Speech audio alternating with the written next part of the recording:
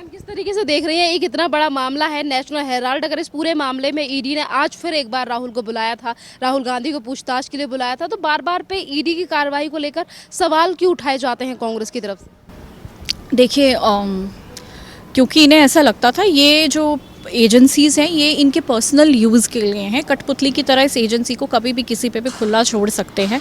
लेकिन अब वही एजेंसीज अब जब इनके बड़े कद्दावर नेता से पूछताछ करें तो कहीं ना कहीं इन्हें ये इनकी ईगो हर्ट हो गई है, इनको इंसल्टिंग फील हो रहा है, इनसे बर्दाश्त नहीं हो रहा है कि ऐसा कैसे हो गया। जिस एजेंसी को हम अपने निजी फ़ायदे के लिए इस्तेमाल करते थे, अब वो हमें औपचारिक तौर से अपने ऑफिस बुला के इतने इतने घंटों तक हमारे किसी नेता से पूछताछ कैसे कर सकते। तो बेसिकली इनकी ईगो हर्ट हुई है और कुछ नहीं है, यही मसला है। एक तरफ अलका लांबा जैसे नेता जमीन पर लेट रहे हैं, रो कर दिखा रहे हैं, तो वहीं दूसरी तरफ कांग्रेस के नेता हैं वो पुलिस कर्मियों के ऊपर थूक रही हैं, और एक और पुलिसकर्मी जो कि थूक रही हैं और उसके साथ कॉलर भी पकड़े जा रहे हैं पुलिस वालों के। किस तरीके से बदतमीजी क्यों की जा रही है सुरक्षा कर्मियों के साथ?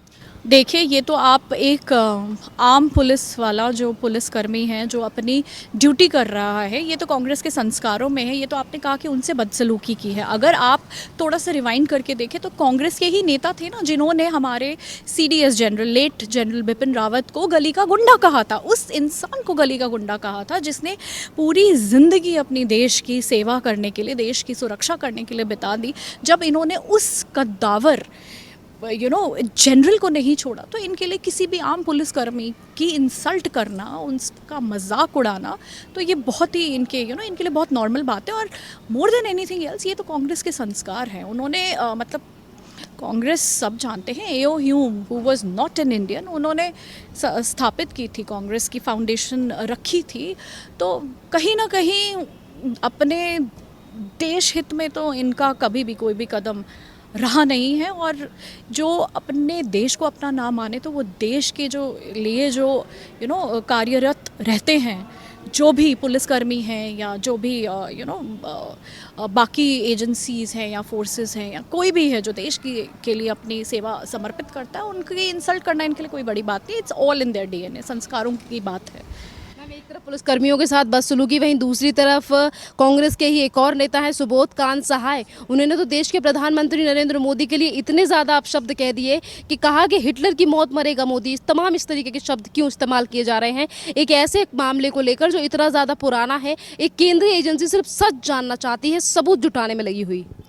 देखिए, ये लोग जब से सत्ता से बाहर हुए हैं तब से नरेंद्र मोदी जी के लिए देश के, अब अगर आप नरेंद्र मोदी जी को ना भी देखें तो ये जो देश का प्रधानमंत्री होता है वो सिर्फ किसी एक जो उनको वोट करता है वो उसके लिए नहीं होता है। वो किसी पर्सनल इंसान का प्रधानमंत्री नहीं है, वो देश का प्रधानमंत्री होता है। वो एक संवैधानिक पद है होता है।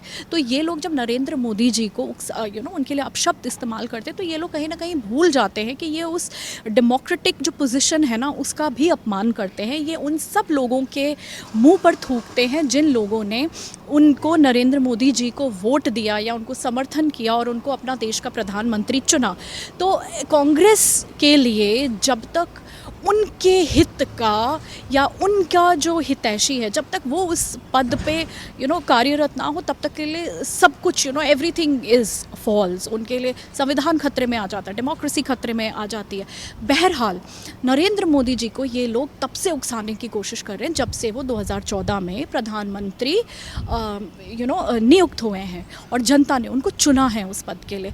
तो इनका बेसिकली, क्योंकि नरेंद्र मोदी जी बहुत शालीन किस्म के इंसान है, वो कभी भी इनकी इनकी जो इंसल्ट है उनका कभी डायरेक्टली जवाब देते नहीं है। इनकी बहुत कोशिश करते हैं कि उनको प्रोवोक करें, और अगर मोदी जी इनके रिटेलिएशन में कुछ बोले तो वो उस मुद्दे को बढ़ा चढ़ा कर जनता को भड़का सके और अपनी जो राजनीतिक रोटियां हैं, काफ़ी टाइम से ये सत्ता से बाहर है तो अपनी राजनीतिक रोटियां हैं उसको सेक सके। तो बेसिकली इनका मुद्दा सिर्फ इतना ही है। ये तो फासिज्म का रोना रहते रोना लगा के रखते हैं कि मोदी जी फासिस्ट हैं। लेकिन अगर आप इनके बयानों को देखें, अगर इनका पूरा एक लिस्ट निकाल के देखें तो जितनी इंसल्ट इन्होंने नरेंद्र मोदी जी की as a prime minister of India की है, और फिर भी ये लोग खुलेआम रोज़ उठते हैं, इंसल्ट करते हैं, सोते हैं, सुबह उठते हैं, फिर वही they play this on loop.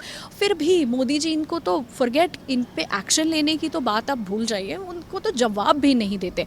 बहरहाल ये सिर्फ उनको उकसाने की कोशिश करते हैं, ताकि अगर जवाब उन्होंने दे दिया तो उनके उस बयान को ये लोग फिर देश की जनता को उकसाने के लिए और देश में दंगे भड़काने के लिए और अपनी पॉलिटिकल माइलेज उस जो इनके हाथ से जो सत्ता चलेगी उसमें वापस आने के लिए इस्तेमाल कर सके।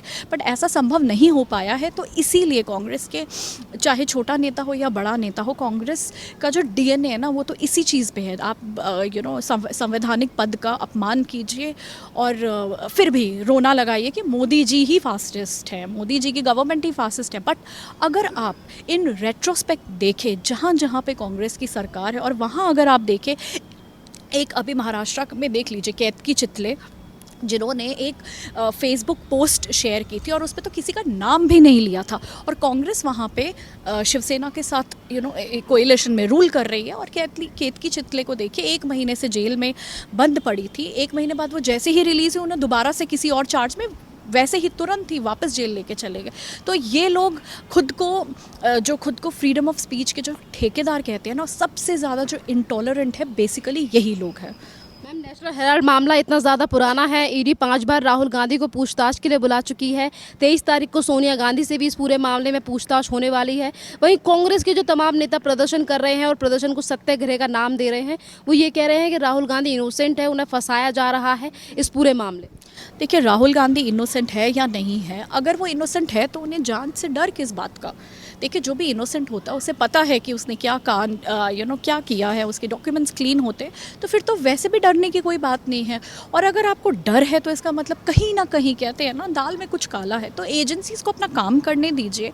एक पूरी न्यायिक प्रक्रिया है हमारे देश में अभी भी। We are not run by dictatorship. हमारे पूरा कोई भी जांच एजेंसी अपना काम करेगी, उसके बाद वो मुद्दा कोर्ट में जाएगा, उसके बाद जो हमारी जुडिशरी है वो फैसला लेंगे। तो अभी ये बहुत लंबी प्रक्रिया, और जैसा कि आपने खुद ही कहा कि ये काफ़ी लंबे समय से ये प्रक्रिया चलती आ रही है। तो मुझे लगता है कहीं ना कहीं, देखिए, कांग्रेस का तो बस एक ही बात है, किसी भी तरह से ना जनता को भड़काया जाए, तत्कालीन जो सरकार है उसके खिलाफ जनता को भड़काया जाए, हमारे प्रधानमंत्री के खिलाफ, ये तो कोई भी मौका नहीं छोड़ते हैं। और ये तो राहुल गांधी का तो अभी बहाना है, उन्हें तो बेसिकली कोई ना कोई मुद्दा चाहिए जिससे कि वो जनता को भड़का सके और अपनी राजनीतिक रोटियां सेक सके। मैम, एक तरफ राहुल गांधी से ईडी की पूछताछ हो रही है और किस तरीके से कांग्रेस के जो तमाम नेता हैं, कार्यकर्ता हैं, वो प्रदर्शन कर रहे हैं, मार्च निकाल रहे हैं, सत्याग्रह का नाम दे रहे हैं।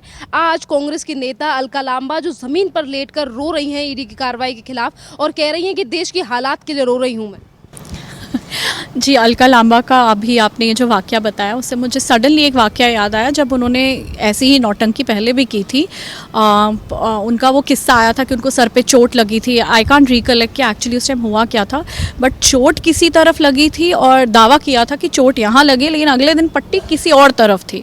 सो देखिए, अलका लांबा और ये जो कांग्रेस का जो पूरा ट्राइब है, ये तो इनका जन्मसिद्ध अधिकार है नौटंकी करना, देश की जनता को बेवकूफ़ बनाना। और जब से देश आज़ाद हुआ तब से ये लोग यही करते आ रहे हैं।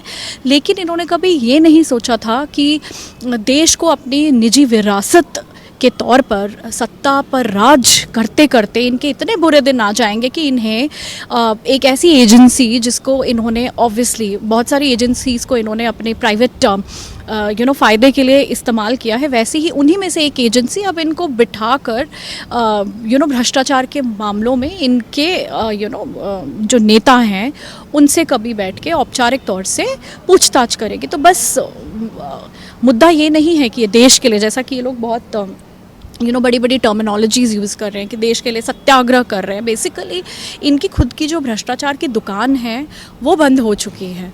और अब देखिए, खिसियानी बिल्ली क्या करे, खंबा ही नोचेगी ना, तो ये लोग भी वही कर रहे हैं। और बेसिकली इन्हें किसी चीज़ से दर्द नहीं हो रहा है, लेकिन अब जनता भी जागरूक होती जा रही है। जनता को भी सब समझ आ रहा है कि पिछले 70 साल से देश पर हुकूमत करने वालों ने उनको कितना बेवकूफ़ बनाया है। तो अब देखिए, डैमेज कंट्रोल किसी ना किसी तरीके से तो करना है। और वैसे भी इंडियंस जो होते हैं ना, भारतीय, हम डीएनए से ही हम बहुत इमोशनल हैं, तो थोड़ा सा इमोशनल ड्रामा करेंगे तो शायद कहीं ना कहीं जो इनके जनता का समर्थन जो इनके हाथ से रेत की तरह छूटते जा रहा है, तो शायद इन्हें लगता है कि ये एक लास्ट रिजॉर्ट है और बस ये लोग वही कर रहे हैं।